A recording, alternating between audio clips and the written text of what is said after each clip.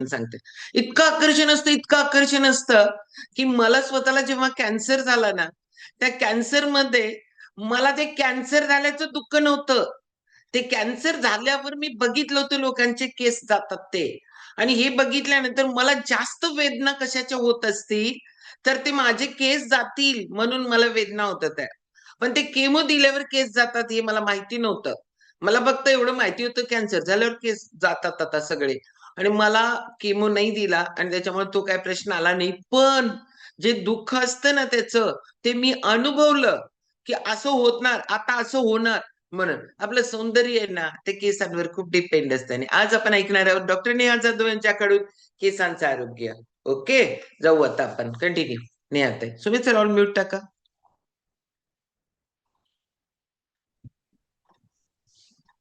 Good morning all. मी doctor Neha Jadhav. मी कोल्हापूरचीच आहे. मॅडम अनम्यूट करा. नेहा मॅडम नेहाताई अनम्यूट करा. नेहा अनम्यूट मॅडम करा. नेहाताई अनम्यूट. नेहाताई unmute. Yes yes. Thank you. Thank you ma'am. Good morning all. मी डॉक्टर नेहा जाधव. मी कोल्हापूरचीच आहे.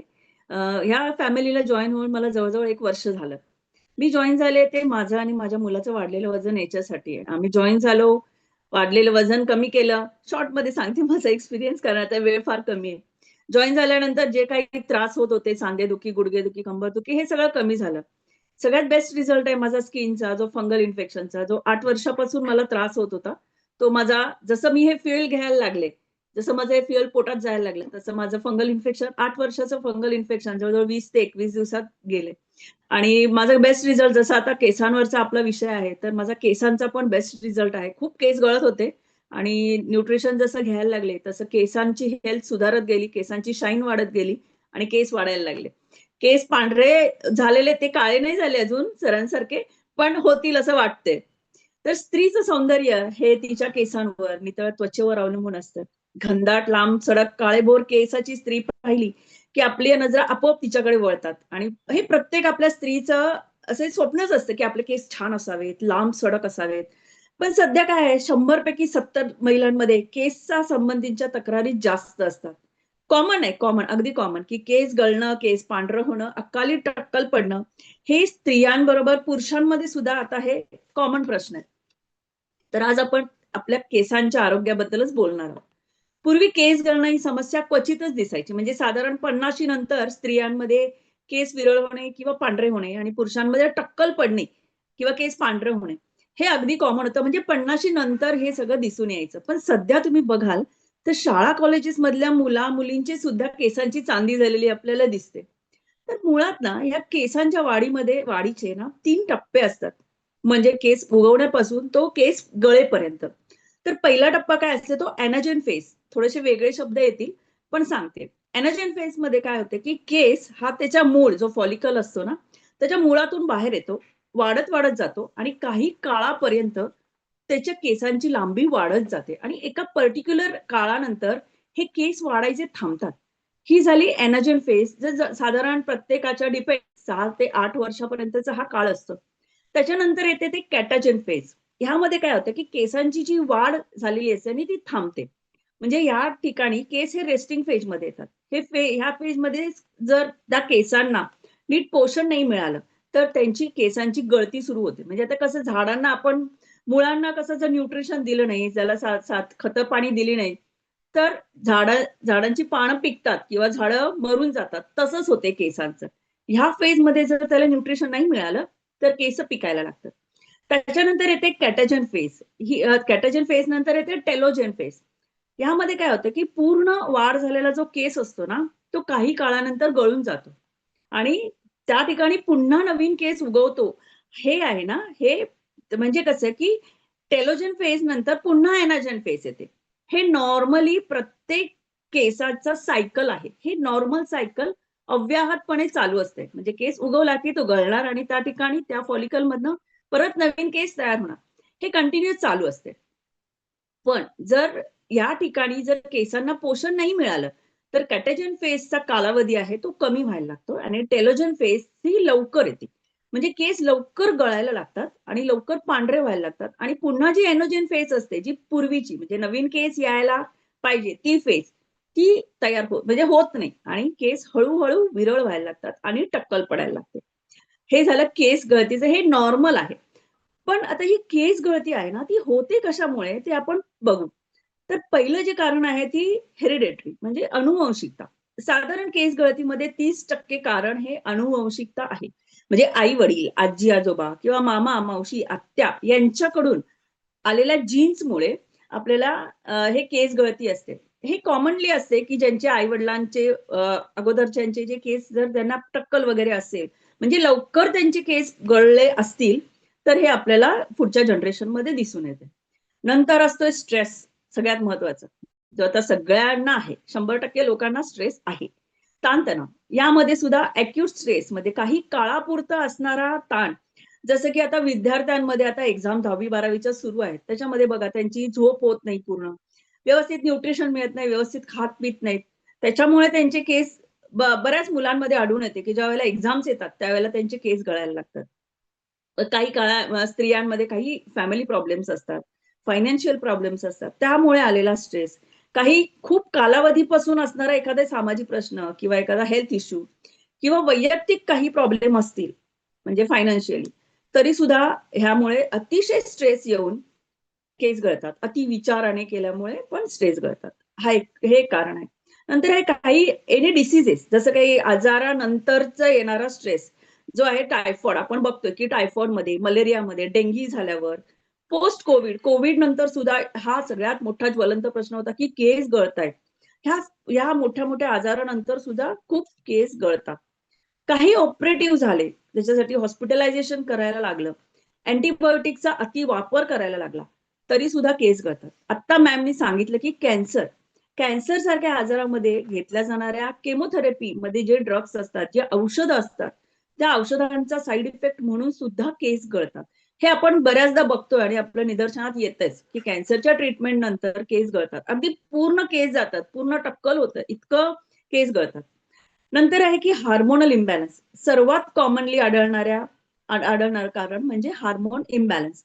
यात पुरुषांमध्ये ना एंड्रोजन टेस्टोस्टेरोन हार्मोनचे प्रमाण कमी झाल्यामुळे हेअर फॉल होतो आणि स्त्रियांमध्ये ना इस्ट्रोजनचे प्रमाण कमी झाले आणि प्रोलॅक्टिनचं प्रमाण वाढले की हेअर फॉल होत असतो.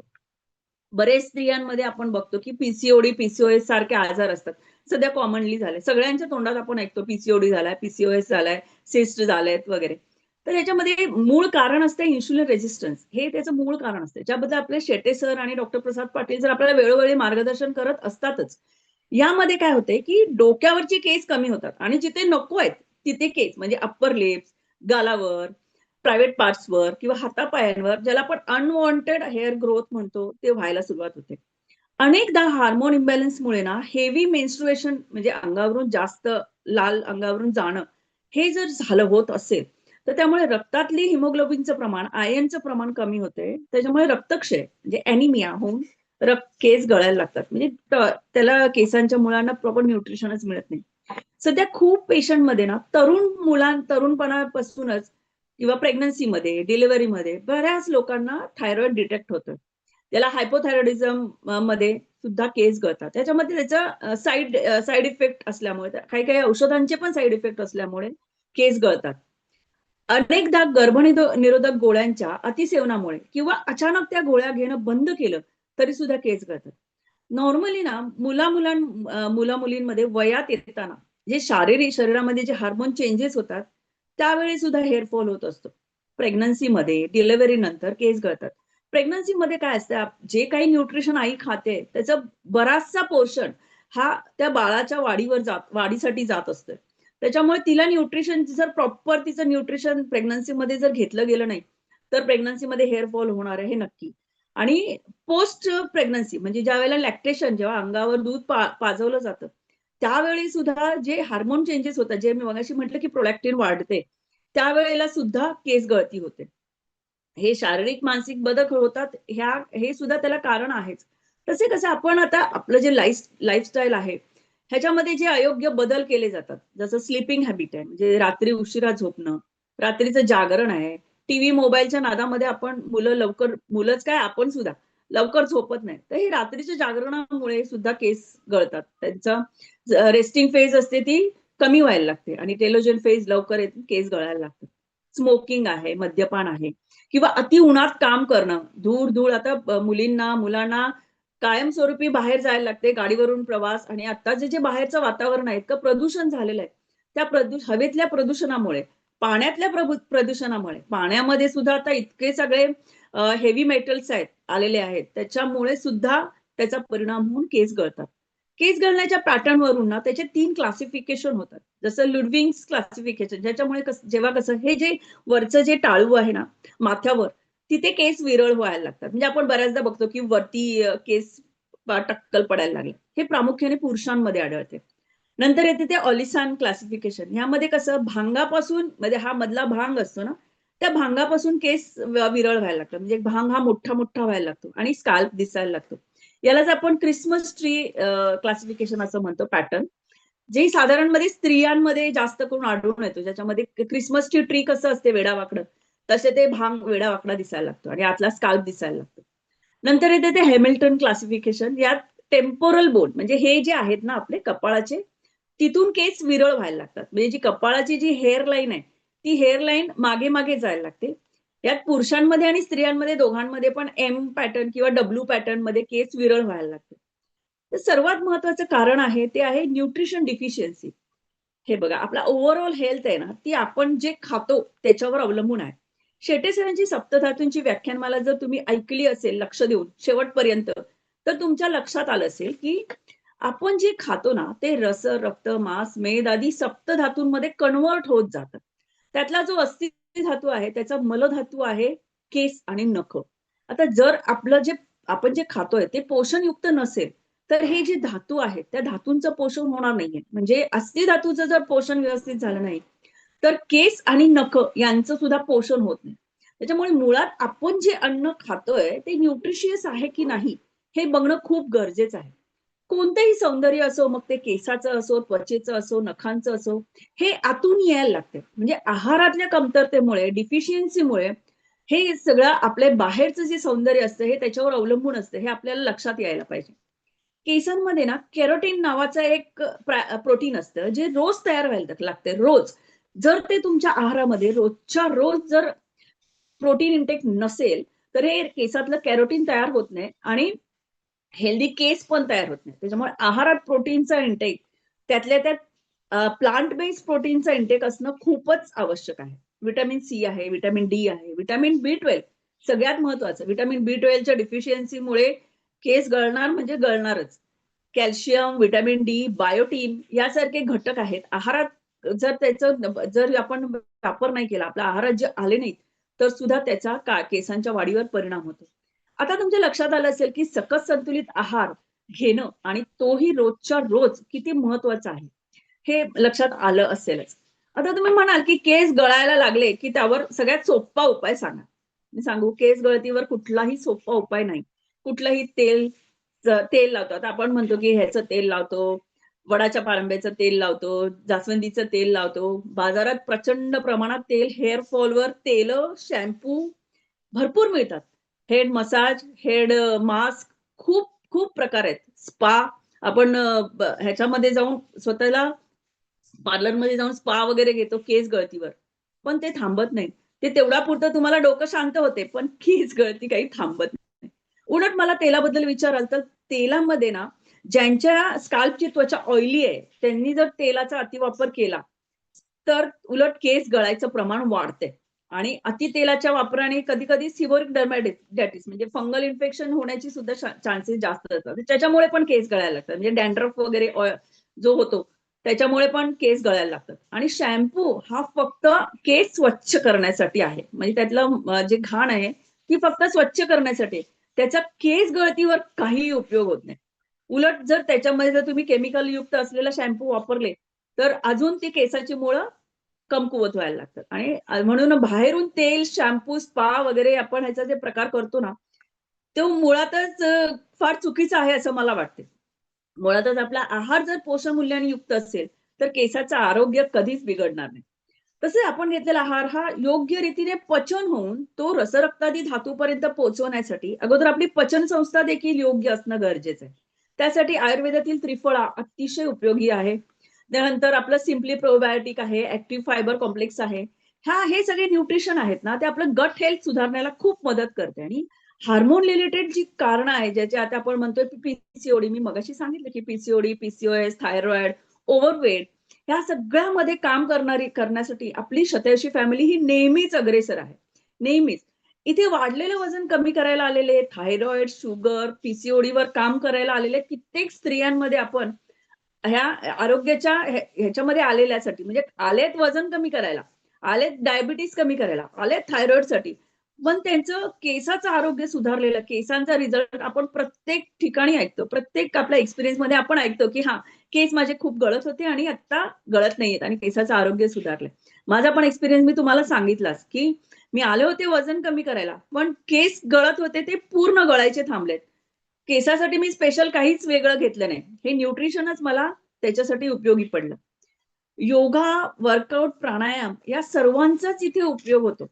कारण कसं आहे वर्कआउटमुळे आपलं मेटाबॉलिझम, योगामुळे आपलं मेटाबॉलिझम बूस्ट होते. सर्व धातूंचं कार्य, त्यांची उत्पत्ती, त्यांचं जे कन्व्हर्जन असते ते योग्य रीतीने व्हायला लागते. शेटे सरांची व्याख्यान मला ऐकलं असेल, तर ह्या सगळ्या गोष्टी तुम्हाला लक्षात आल्या असतील. त्याचं मी जास्त आता सांगत नाही. आणि स्ट्रेसमुळे, ताणतणावामुळे हेअर लॉस होतो हे आपल्याला माहितीच आहे. तर प्राणायाम आहे, योगनिद्रा आहे, ओंकार जप आहे. ह्याच्यामुळे जे आहे ना, हे सगळं फ्रीच्या फ्री आहे. त्याच्यामुळे आपण ह्याला प्लग इन व्हायलाच पाहिजे. आपले ताणतणाव कमी केले, तर त्याचा डायरेक्टली इफेक्ट आपल्या स्किनवर, आपल्या हेअर फॉलवर नक्कीच होतो. हे बघा, केसांच्या मुळाच्या आजूबाजूला अनेक रक्तवाहिन्यांचं जाळं असतं आणि त्यातूनच केसांना न्यूट्रिशन पोहोचत असते. आता ह्या रक्तवाहिन्यांचं जाळं जर प्रॉपर काम करत नसेल, त्याच्यात काही ब्लॉकेजेस होत असतील, त्यांचं काम होत नसेल व्यवस्थित, तर त्यातून जे न्यूट्रिशन आहे ना, ते केसांच्या मुळापर्यंत पोहोचतच नाही. त्यामुळे अशी अनेक योगासन आहेत, असे अनेक योगाभ्यास आहेत, ज्याच्यामुळे केसांच्या मुळापर्यंत रक्तपुरवठा करायचे काम हे योग्य पद्धतीने केले जाते. शिवाय आपण आपलं लाईफस्टाईल आहे, हे सुद्धा योग्य ठेवायलाच पाहिजेच. न्यूट्रिशियस आहार घेणं हे कंपल्सरी आहे. हे सगळ्यांसाठी कंपल्सरी आहे. नुसतं केसांचंच आरोग्य नाही, स्किनचंच आरोग्य नाही, तर आपण इनर ब्युटी आपली आतून आपलं जे शरीर आहे, ते योग्य ठेवण्यासाठी आपल्याला न्यूट्रिशियस आहार घेणं कंपल्सरीच आहे. सगळ्यांसाठीच आहे. शिवाय आपलं जे लाईफस्टाईल आहे, हे सुद्धा आपण योग्यच ठेवायला पाहिजे. व्यसनांपासून दूर राहणं, गुड क्वालिटी, गुड क्वांटिटीमध्ये झोप घेणं, सकाळी लवकर उठणे, योगा, प्राणायाम, एक्सरसाइज करणे, लवकर झोपणे, सकाळी लवकर रात्री लवकर झोपला तरच सकाळी लवकर उठणार आहे. टीव्ही, मोबाईल हे स्क्रीन टाईम आपण कमी करायला पाहिजे. केस धुण्यासाठी आपण आता केमिकल युक्त तेल शॅम्पूचा वापर न करणे. केसांना तेल लावताना सुद्धा जास्त खसाखसा आपण पूर्वी आपल्या आया, आजी खसाखसा तेल लावून केस धुवायच्या. म्हणजे तेल लावायच्या. पण ते पण आता थोडंसं कमी करायला पाहिजे. कारण मुळातच केसांची मुळं कमजोर झाली असेल, तर ते जास्त चोळून सुद्धा केस तुटण्याची शक्यता असते. मुलींसाठी माझं खास सांगणं आहे, मेसेज त्यांच्यासाठी, की मुलींना ज्यांचे केस सरळ आहेत त्यांना कुरळे करायचे आहेत आणि ज्यांनी कुरळे आहेत त्यांना सरळ करायचे आहेत. असं आता सध्या फॅड चालू आहे. हे कसं आहे, हे वेळ लावून घेऊ नका. कधीतरी क्वचित ठीक आहे. पण याचा आपल्या केसांच्या आरोग्यावर खूप वाईट परिणाम होतो. गरम सगळे वाफ आणि टेम्परेचरमुळे केसांचे आउटर टेक्स्चर हे खराब व्हायला लागतंय. डाय वापरले जातात. डायमुळे सुद्धा जी केसांची मुळं आहेत, ती कमजोर होतात. सगळं केमिकल युक्त आहे. जरी आपण म्हटलो, की विदाऊट केमिकल पण नाही. प्रत्येक डायमध्ये हा एक केमिकल असतोच आणि त्याच्यामुळेच आपलं केसांचं आरोग्य खराब व्हायला लागतं. सगळ्यात महत्वाचं आहे स्त्रीचं सौंदर्य. आपण म्हणतो, की केवळ तिच्या दिसण्यावर, तिच्या केसांवर, तिच्या त्वचेवर अवलंबून नाहीये. तर ही स्त्री आहे ना, ती आतून सुंदर असायला हवी. स्त्री काय आणि पुरुष काय. दोघंही शरीराने नाही, तर मनाने, विचारांनी सुंदर असायला हवेत. शारीरिक बाह्य सुंदरता ही क्षणभंगूर आहे. म्हणजे कसं जसं आपलं वय वाढत जाईल, हे सौंदर्य कमी होणार आहे. पण जे आंतरिक सौंदर्य आहे, ते कधीही कमी होत नाही. आपण जर मनाने सुंदर असू, विचाराने उत्तुंग असू, तर आपल्याला आपलं जे आतलं जे सौंदर्य आहे, ते आपल्या चेहऱ्यावर झळकतंच. कितीही वयस्कर, आता आपल्या वैद्यताई बघा, त्यांचं वय बघा, पण त्यांच्या चेहऱ्यावरचा ग्लो बघा. हा त्यांच्या आतलं सौंदर्य आहे, मनाचं सौंदर्य आहे. त्याच्यामुळे हे त्यांच्या चेहऱ्यावर झळकतं. त्यामुळे त्यासाठी आपल्याला शतायुषी फॅमिली ही कायम सपोर्टिव्ह आहे. मॉर्निंग फ्युएल स्टेशन ज्याच्यावर आपण प्लग इन आहे, त्याशिवाय दुसरा कुठलाही पर्याय नाही, ज्याच्यासाठी आपलं आंतरिक सौंदर्य वाढते, आपलं मानसिक सौंदर्य वाढते. इथे अर्चिता मॅडम आहे, धनाजी सर आहेत, वैद्यताई मी आता उल्लेख केला त्यांचा. त्यांची आपलं इंटरनल जे व्यक्तिमत्व आहे, हे सुंदर करण्यासाठी नेहमीच विविध टॉपिक देत असतात. नेहमीच पॉझिटिव्ह विचार, पॉझिटिव्ह एनर्जी ह्याच्यासाठी भरलेलं मॉर्निंग फ्युएल स्टेशन आपल्याला बाह्य सौंदर्याबरोबर अंतर्गित सौंदर्य सुद्धा भरभरून देत असते. आणि हेच सौंदर्य आपण प्रत्येकाला देण्यासाठी आपण प्रयत्न केले पाहिजे. Let's make the world healthier, happier and beautiful. Thank you ma'am. चलो जोरदार क्लॅपिंग करणार आहोत आपण नेहाताईंसाठी. खरंच केवढा महत्वाचा टॉपिक होता. आपल्याला कुठल्या गोष्टीची गरज आहे. प्रोटीन शॅम्पू वरून लावून काय उपयोग नाही, आतून पाहिजे, आतून घेणं गरजेचं असते. तेल लावलं, थोडस हलका मसाज केला, फक्त ब्लड सर्क्युलेशन होत आहे.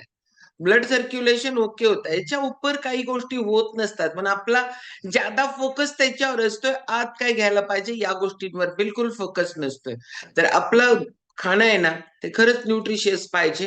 हे ज्या वेळेला होईल त्यावेळेला आपल्याला ज्या गोष्टी पाहिजे त्या भेटणार आहेत. ओके. खूप लोक स्वतःवर काम करायला लागलेत. खूप लोक स्वतःचा हेल्थचा रिझल्ट क्रिएट करायला लागलेत. ती हेल्थची मॅरेथॉन जाणार आहोत आपण. जोरदार क्लॅप करू आपण. आपल्या मॅरेथॉन सेशन संध्याकाळचं त्याचबरोबर सगळे गाईड करणार